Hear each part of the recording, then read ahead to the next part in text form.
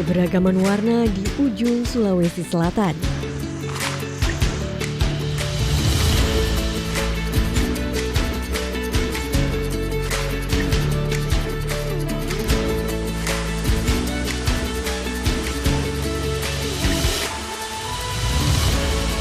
Menikmati arus aliran sungai bersama warga lokal.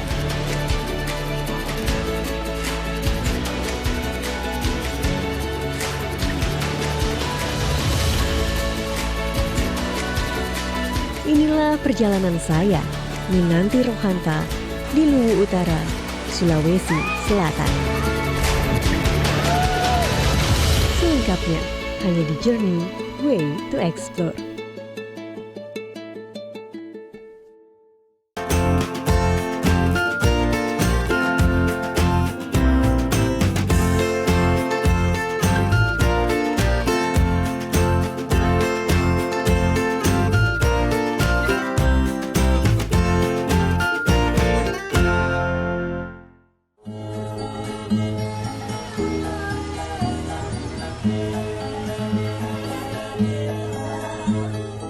Nuansa hijau Bukit Baloli Luwu Utara dipadukan dengan budaya tarian, merupakan kekayaan Indonesia yang memesona.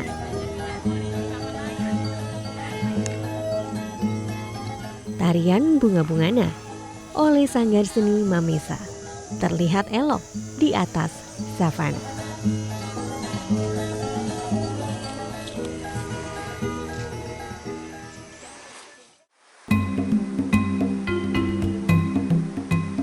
Goresan warna yang indah tak hanya berasal dari alam, namun arsitektur karya anak Indonesia. Kampung warna-warni ini bernama Maipi. Lokasinya berada di Desa Lero. Kampung ini terbilang baru, yaitu sejak tahun 2017.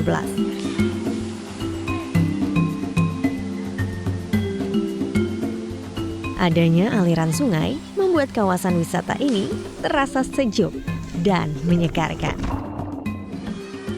Apalagi ketika melihat anak-anak yang sedang bermain air. Tak sadar, saya pun tersenyum ikut merasakan kebahagiaan mereka. Momen yang tak dapat dirasakan di ibu kota.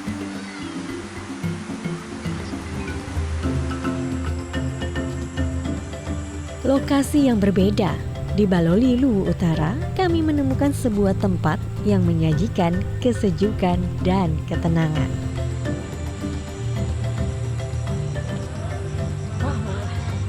Jadi ini dia rumah pohon.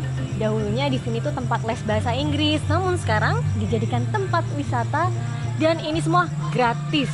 Namun penampilannya lebih menarik, lebih bagus, warna-warni, pokoknya memanjakan mata. Saya nggak sabar melihat.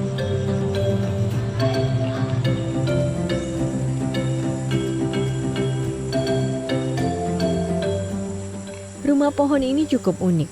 Dibangun di atas sebuah pohon yang berada di pinggir sungai Masamba dan arsitekturnya semua terbuat dari sampah rumah tangga. Saya pun sempat heran ketika melihat dinding rumah yang dihiasi sandal ataupun sepatu bekas. Di sisi lain, dinding terbuat dari susunan botol kemasan bekas.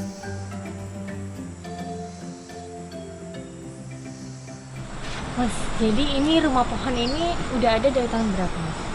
Tahun 2016. 2016? Ya, pas Gerhana Matahari Total. Oh gitu. Ini semua full dari kayu atau gimana? Semuanya dari sampah. Kalau untuk material lainnya kan bahan bangunannya dari kayu-kayu yang tidak dipakai di kebun-kebunnya orang diminta. Kalau tadi pas di bawah itu kan ada yang menarik perhatian saya, itu ada sandal-sandal. Itu kenapa Mas pakai sandal di dinding-dinding? Kalau itu kan sebagai mempercantik saya karena barang itu kan barang yang sudah tidak dipergunakan lagi, daripada dibuang di jalanan atau di mana saja. Lebih baik kita pergunakan untuk memperindah tempat ini. Oke, terus menariknya atapnya nih Mas, ini tuh dari apa sih bahannya? Kalau bahan atap dari daun sagu. Daun sagu. Ya. Terus tadi kalau yang di bagian tengah itu kan kayak ada rumbai-rumbai, itu dari daun kering? Daun Ya apa? kalau untuk plafonnya kan dari daun pisang semua.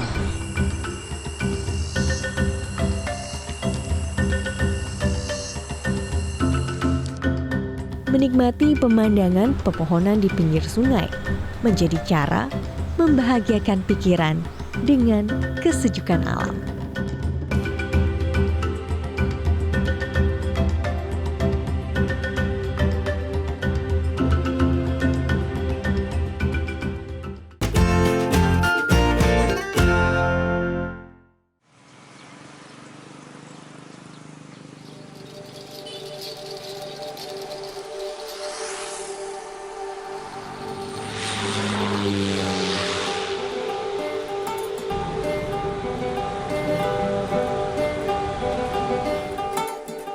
Berbagai macam makanan khas Luwu Utara dapat memanjakan lidah penikmat kuliner. Contohnya saja menu makanan berbahan dasar coklat di salah satu restoran yang berada di Masamba. Menu ini cukup unik. Semuanya terbuat dari coklat. Contohnya saja variasi mie. Ini andalannya apa Mbak makan? Mie kering coklat sama mie ayam coklat. Jadi ini semua dari coklat gitu Bu? Ini ya semua dari bahan coklat. Oh ya? Iya, kita yang kelola sendiri. Dari minyak itu kita sendiri yang buat. Jadi nggak pakai pengawet dan apa-apa. Oke Bu. Iya. Saya pesan itu ya Bu ya? Iya.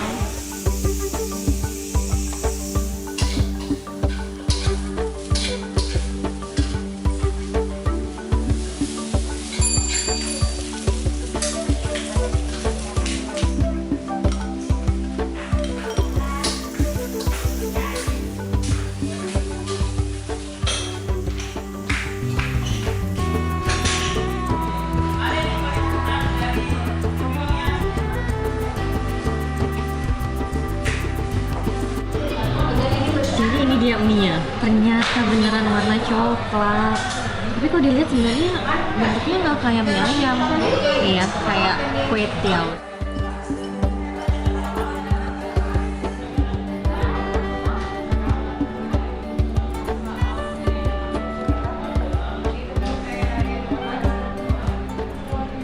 Nggak berasa coklat sama sekali.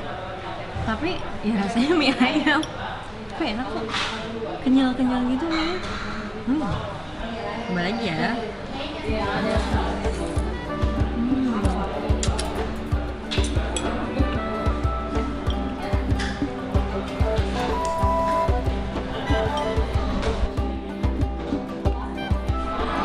Halo Mbak, Halo Mas. ya gimana? Udah dirasain? Unik sih karena pakai madu ya, jadi manisnya tuh beda. Oh gitu. Ini produk asli lokal Masamba loh. Asli Masamba. Iya. Sebenarnya memang coklat itu khas dari Masamba sampai akhirnya diolah jadi minuman, jadi makanan juga. Seberapa banyak sebenarnya Mas produksi di sini? Hasil kakao terbesar itu kan dari Masamba Luwu Utara. Nah, makanya kita inisiasi buat produknya. Selama ini biji aja yang kita kirim keluar. Keluar ke mana? Ke berbagai daerah di Indonesia, bahkan ada yang ekspor. Nah, makanya kita inisiasi buat industri UMKM-nya kita buat produk jadi. Makanya tamu-tamu dari luar selalu kita kenalkan bahwa produk jadinya ada di sini loh. Pabriknya di sini ya. Ada. Boleh nanti saya ikut Mas melihat sebenarnya bagaimana pabriknya untuk mengolah jadi makanan jadi dari kokoa itu ya. Bisa.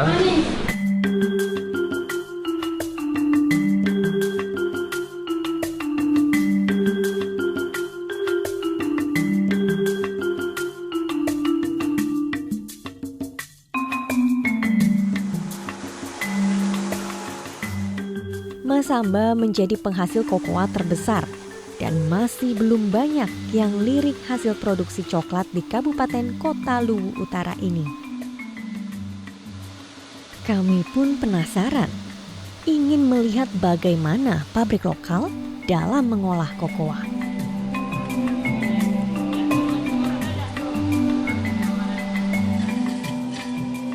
Prosesnya dimulai dari pengolahan biji kokoa menjadi produk coklat yang diawali dengan penyaringan, pengupasan, dan penggilingan. Untuk hasil coklat bubuk, dari hasil gilingan harus melalui proses pengempaan dan penghalusan.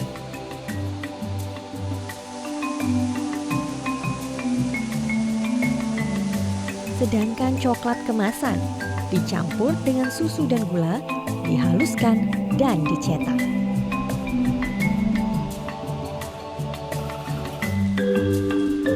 Dalam pengemasan, suhu ruangan pun harus terjaga dalam kondisi sejuk agar coklat tidak mudah meleleh.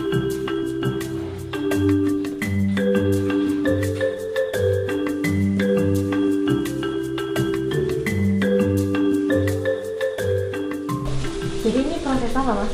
Jadi ini proses pengemasan. Nah, kalau yang sekarang lagi dikemas ini coklat apa, Mas? Jenis apa gitu? Ini jenis milk coklat. Nah, kita kan ada beberapa varian rasa. Nah, yang lagi dikemas ini kebetulan milk coklat yang kita kasih brand Sayang.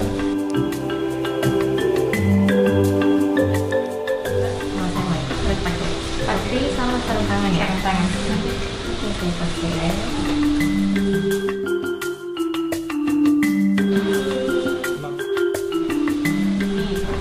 Posisinya gini? Iya. Yang ujung ketemu yang rata. Gini ya? Iya. Bener ya?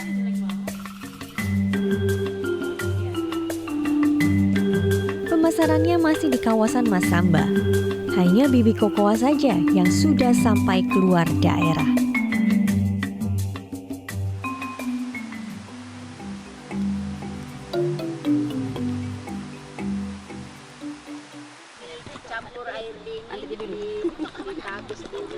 Kuliner khas Masamba lainnya ialah kapurung yang berbeda dengan kapurung pada umumnya. Kami pun beranjak ke Pincara, pusat pemandian air panas. Di sana masyarakat lokal membuat kapurung dengan suasana alam terbuka. Saya pun tertarik ikut mencoba membuat kapurung yang berbahan dasar dari sagu. Air harus dimasak mendidih, lalu dicampur ke dalam air sagu dan diaduk secara rata. Yang menarik ialah madui pugalu atau proses menggulung sagu hingga menjadi bulatan kecil dengan menggunakan 2 kayu. Awalnya memang sulit karena lengket, namun akhirnya saya juga bisa membuat bulatan kecil sagu ini. Hasilnya nanti akan dicampur ke dalam kuah yang berbahan kaldu, garam, cabai rawit, dan jeruk nipis. Jadi ini udah kita ambil kapurungnya. Sekarang cara makannya gimana? Cara makannya kalau untuk yang bukan orang asli Masamba ya biasa pakai sendok, terus nggak dikunyah, langsung ditelan. Langsung ditelan. Mereka yang nggak kuat gede langsung dimakan aja gini. Telan, udah ditelan. Tapi kalau cara tradisionalnya gini, dipegang. Oke, sekarang saya akan nyobain. Tadi langsung telan ya. Bisa nggak? Nggak bisa. Dikunyah.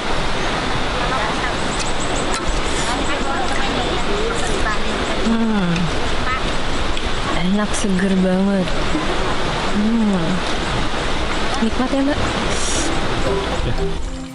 Selesai makan, saya ingin mencoba air panas Pincara yang berada di kolam.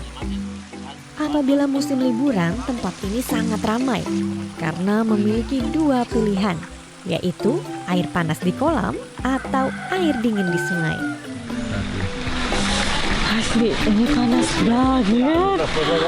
Jadi sebenarnya tempatnya unik banget karena di sini air panas nih, tapi di sana tuh udah ada sungai, sungainya tuh dingin. Dan air panas ini itu asalnya sih kalau saya lihat ya dari celah-celah batu, asapnya pun kelihatan, makanya berarti kan artinya mendidih banget. Biasanya pengunjung bermain air dingin terlebih dahulu, baru ke kolam supaya tidak merasakan air yang cukup panas.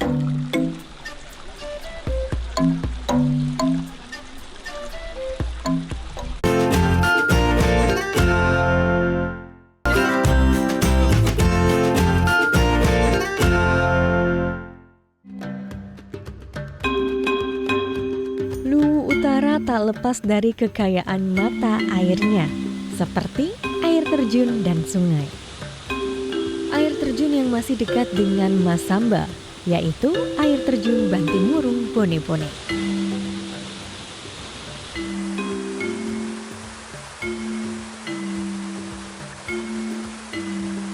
Jadi inilah air terjun Bantimurung, tapi berbeda dengan di Makassar karena di sini lebih kecil dan bagi setiap pengunjung tidak boleh terjun ke bawah sana karena aliran ini akan mengalir langsung ke bendungan. Air terjun ini memiliki ketinggian sekitar 15 meter dengan air yang jernih yang didukung oleh pemandangan alam yang masih alami, sungguh memanjakan mata. Keindahan alam yang masih beradu dengan harmoni indah menjadi kelebihannya. Tak ada bising suara kendaraan, yang ada hanyalah gemuruh air yang terdengar berirama.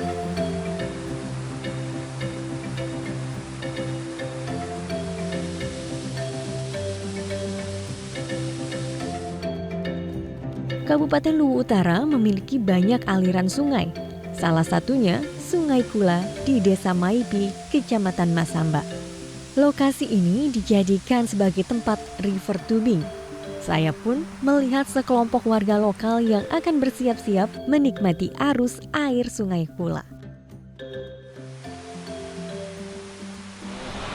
Ini sih Pak, Jalan, Pak, Mbak. ini buat river tubing ya Pak? Oh ya, ini buat river tubing. Apa aja sih Pak yang harus disiapkan dan digunakan? Oh, kalau river tubing itu kita hanya cukup menggunakan rompi untuk pengaman, kemudian helm untuk pengaman kepala dan juga ban. Berarti kita wajib pakai ini ya Pak, life vest sama helm ya Pak? Ya, ini wajib Mbak untuk keselamatan, helm dengan rompi wajib. Oke Pak, saya boleh ikut ya Pak ya? Ya, boleh Mbak. Tapi saya ganti baju dulu. Ada.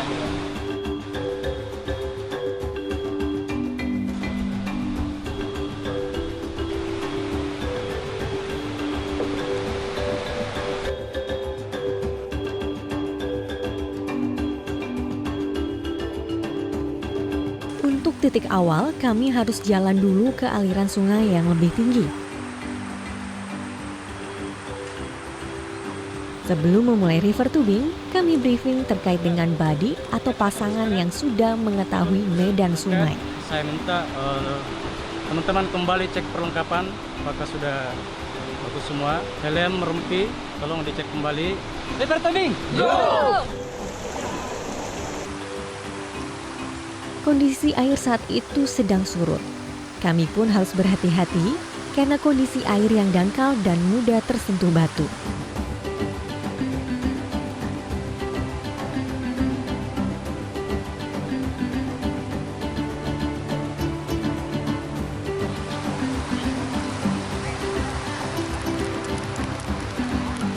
Namun, tetap saja kami dapat merasakan jeram ketika terdapat tingkatan air. Tak hanya sekali kami mendapatkan tempaan air ke muka.